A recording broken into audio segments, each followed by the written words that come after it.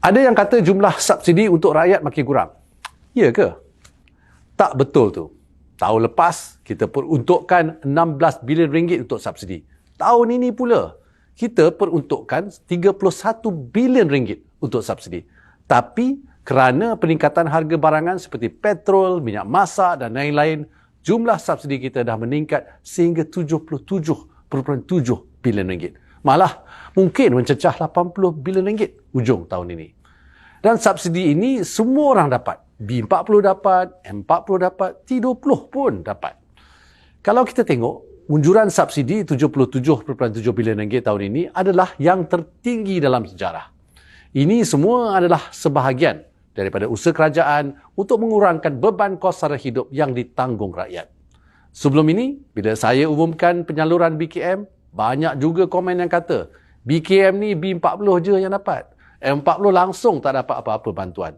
Sebenarnya ini pun tak betul. Pertama, kelayakan untuk menerima BKM, kita naikkan daripada mereka yang berpendapatan RM4,000 sebulan dan ke bawah. Untuk bantuan sara hidup sebelum ini kepada RM5,000 sebulan dan ke bawah untuk BKM. Ini bermakna lebih ramai keluarga layak menerima bantuan termasuklah sebahagian daripada M40 dan tidak terhad kepada golongan B40 sahaja. Kedua, yang ini ramai yang tak sedar. Kumpulan M40 adalah antara penerima terbesar subsidi menyeluruh. Kita ada banyak subsidi, antaranya subsidi petrol, subsidi elektrik dan subsidi gas memasak. Dan M40 sebenarnya menerima lebih banyak subsidi daripada B40. Mari kita lihat subsidi petrol sebagai contoh. Keluarga M40 mungkin ada satu kereta untuk ayah pergi kerja dan satu kereta lagi untuk ibu pergi kerja.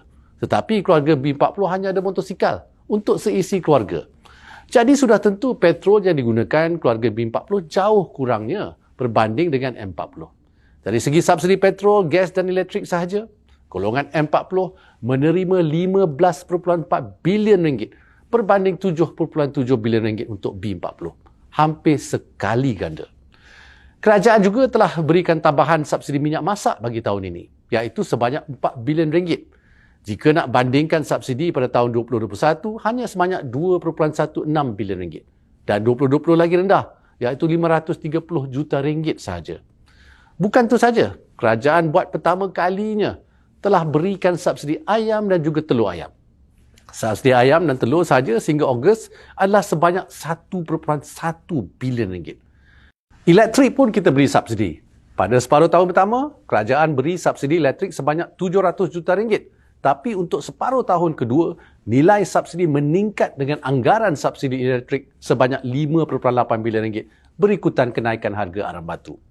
Jadi sebenarnya memang banyak subsidi yang kita berikan untuk membantu rakyat. Dan dengan subsidi yang besar inilah kita mampu mengekang kenaikan inflasi agar tidak terlalu tinggi. Kita sedar kenaikan kos sara hidup memberi kesan kepada semua orang dan kerajaan sentiasa mencari jalan untuk mengurangkan beban rakyat. Bukan sahaja untuk B40, tetapi juga untuk M40.